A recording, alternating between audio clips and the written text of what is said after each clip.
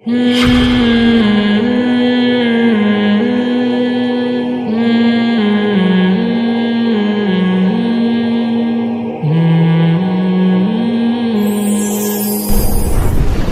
جب آخرت ہے تو مفتی صاحب پھر ہم ڈاکٹر بننے کو چھوڑ دیتے ہیں؟ کیا خیال ہے؟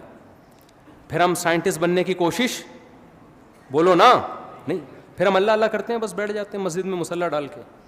یہ نہیں ہے. لا رہبانیت فی الاسلام.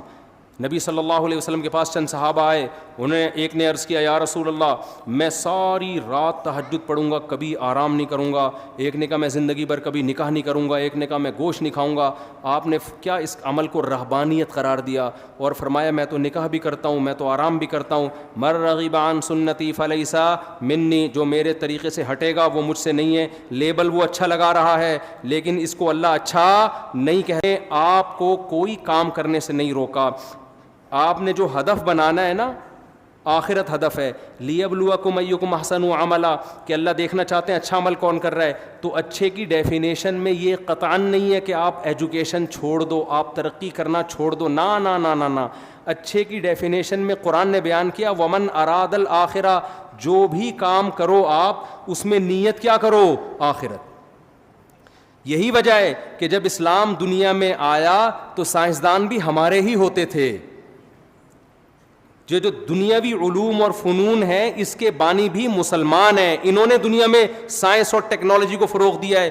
میرا ایک یونیورسٹی میں بیان ہوا، میں نے وہاں حوالوں کے ساتھ گوروں کے حوالے دیے.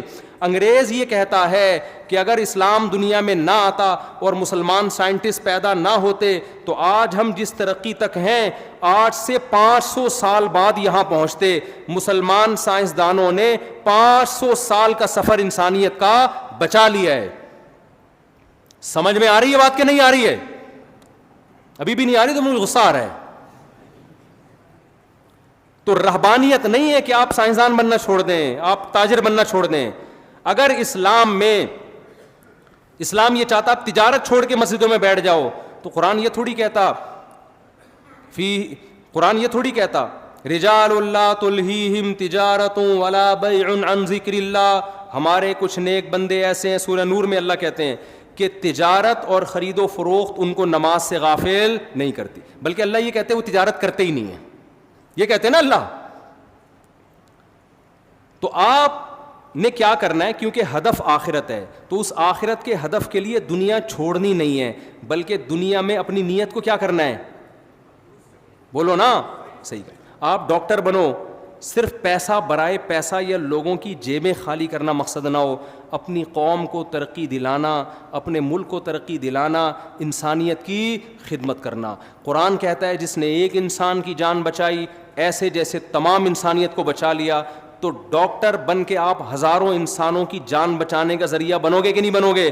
تو جو آپ کا بچہ میڈیکل کالج میں جا رہا ہے آپ نے پلاننگ کیا کرنی ہے؟ بیٹا میں تجھے انسانیت کی خدمت اور آخرت کے لیے ڈاکٹر بنا رہا ہوں، لوگوں کی جیبیں کاٹنے کے لیے اور ایسے نسخے لکھنے کے لیے کہ ایسی دوا لکھ کے دی ہے جو ڈاکٹر کے ماموں کی دکان کے علاوہ کہیں اور پوری دنیا میں مل ہی نہیں رہی ہے. آج ڈاکٹر دوا لکھ کے دیتا ہے، ڈاکٹر کے ماموں کا میڈیکل اسٹور ہے، اس کے علاوہ پوری کائنات میں WHO سے رابطہ کر لیں آپ، وہاں بھی نہیں ملے گی آپ کو. اس کا مطلب کیا ہے؟ اس ڈاکٹر کا مقصد پیسہ کماؤ. بھائی آپ بنے ہو، خرچہ ہوا ہے، کس نے منع کیا ہے؟ لیکن اس کے ساتھ ظلم تو نہ کرو نا.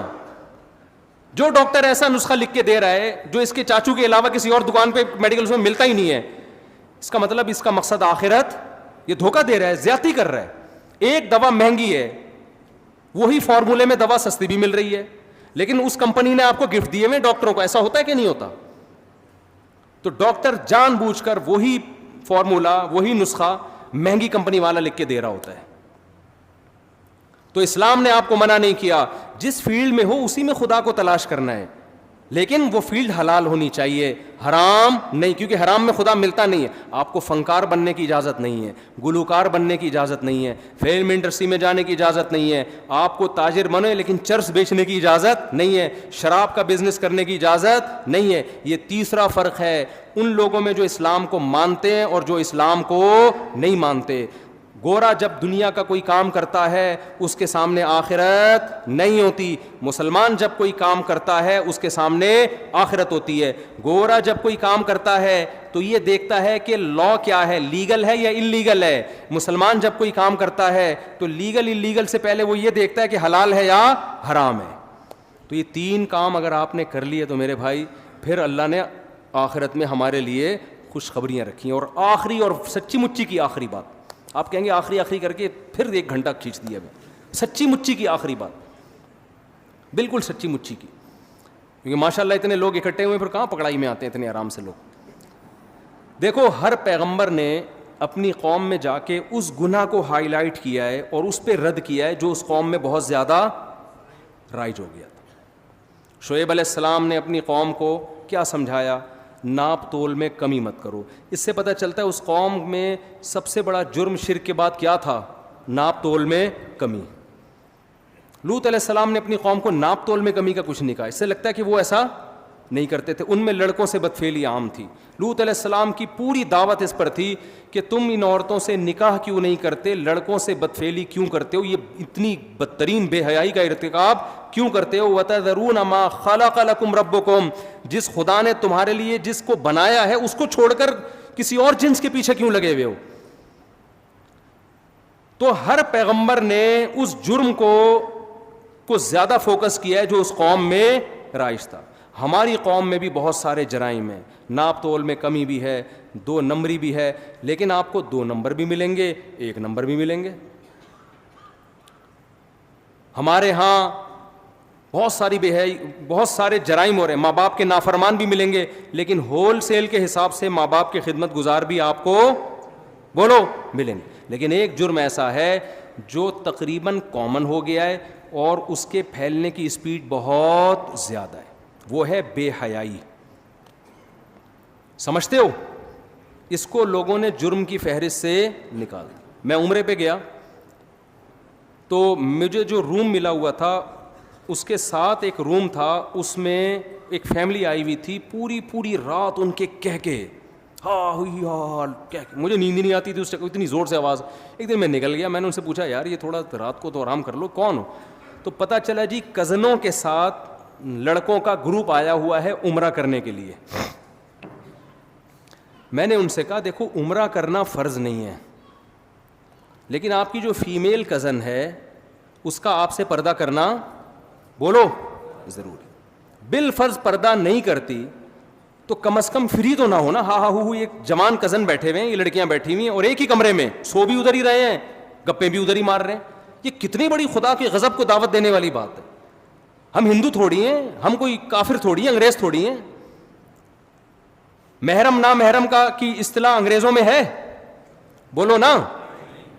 وہ مذہب کو نہیں مانتا, جیسے چائنا والے مذہب کو نہیں مانتے. وہ کھانا کھانے سے پہلے یہ نہیں دیکھتے کہ حلال ہے حرام ہے پاک ہے نہ پاک ہے, وہ کہتے ہیں پروٹین فل آف پروٹین ہے یا نہیں ہے. یہ کتا بھی کھا جاتے ہیں کیونکہ کتے میں گائے سے زیادہ پروٹین ہے ان کی رائے کے مطابق. تو ان کے یہاں حلال حرام محرم نا محرم نہیں ہے. تو آپ ادھر چلے جاؤ بھائی, پھر چھوڑ دو کزن کیا ہوتی ہے اور خالہ وہ محرم کیا ہوتی ہے, چھوڑ دو. اسلام نے تو پورا ایک دیوار کھینچی ہے.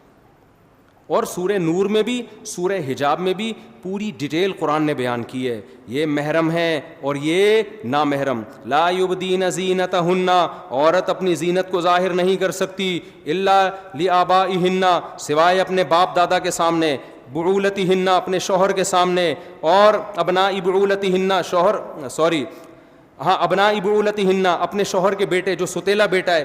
ایک ایک رشتے کا نام لے کے قرآن نے بتایا کہ ان کے سامنے زینت ظاہر کر سکتی ہو, بے تکلف ہو سکتی ہو. اس کے علاوہ ساری دنیا کے سارے مرد تمہارے لیے کیا ہیں؟ نامحرم. آج ہم ماڈرن ہوتے ہوتے اتنے ماڈرن ہو گئے ہیں کہ محرم نامحرم کی ٹرم ایک مولویوں کی ٹرم سمجھی جاتی ہے. دقیانوس لوگوں